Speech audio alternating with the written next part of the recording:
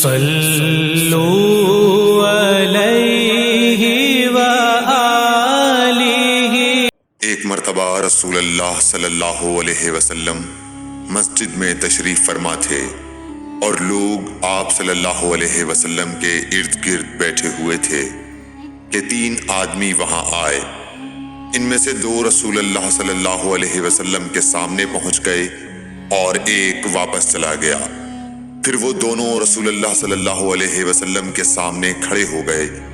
اس کے بعد ان میں سے ایک نے جب مجلس میں ایک جگہ کچھ گنجائش دیکھی تو وہاں بیٹھ گیا، اور دوسرا اہل مجلس کے پیچھے بیٹھ گیا، اور تیسرا جو تھا وہ لوٹ گیا۔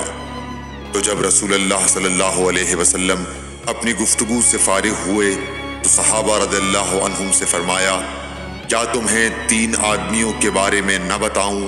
تو سنو، ان میں سے ایک نے اللہ سے پناہ چاہی، اللہ نے اسے پناہ دی، اور دوسرے کو شرم آئی تو اللہ بھی اس سے شرمایا کہ اسے بھی بخش دیا، اور تیسرے شخص نے منہ موڑا، اللہ نے بھی اس سے منہ موڑ لیا۔ صحیح بخاری حدیث نمبر 66۔